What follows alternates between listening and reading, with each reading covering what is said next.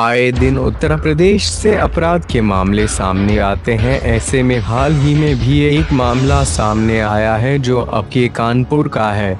यहाँ हो रही एक शादी में दुल्हन के प्रेमी ने उसे प्रपोज कर दिया। जी हाँ, वहीं दूल्हे की माने तो दुल्हन के प्रेमी ने वरमाला के बीच स्टेज पर चढ़कर अपने प्यार का इजहार कर दिया और बाद में यह मामला पुलिस तक जा पहुंचा।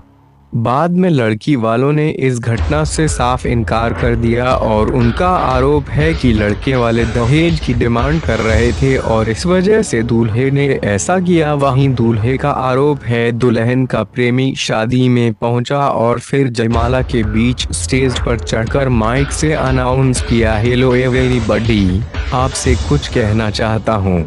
इसके बाद उसने दुल्हन से कहा, आई लव यू। लड़की का नाम, I want to marry you. हमने कई रात साथ गुजारी है।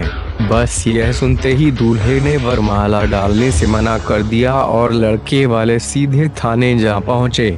आपको बता दें कि बारात लखनऊ के कपूरथला से नौबस्ता थाना क्षेत्र आई थी और दूल्हा SBI में क्लर्क है। बात कुछ समय पहले की ही है।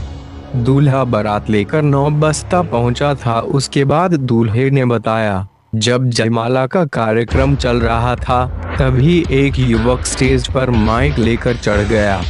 जब वो माइक लेकर आया तब उन्होंने सोचा कि वो एंकर होगा जो प्रोग्राम को प्ले करेगा, लेकिन युवक माइक से अपने प्यार का इजहार करने लगा।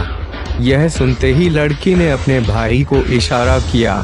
जब लड़की का भाई उसे भगाने लगा तो वो चिल्लाने लगा कि उसके लड़की के वीडियो, चैट और मैसेज हैं। उसके बाद उसने शादी से इनकार किया तो लड़की वालों ने पुलिस को बुलाकर दहेज का इल्जाम लगा दिया। अब इस मामले में पुलिस जांच कर रही है। दोस्तों, आपको हमारी यह न्यूज़ कैसी लगी कमेंट करके ज़रूर बताएं तथा ऐसे ही न्यूज़ की अपडेट पाने के लिए हमारे चैनल को सब्सक्राइब ज़रूर करें।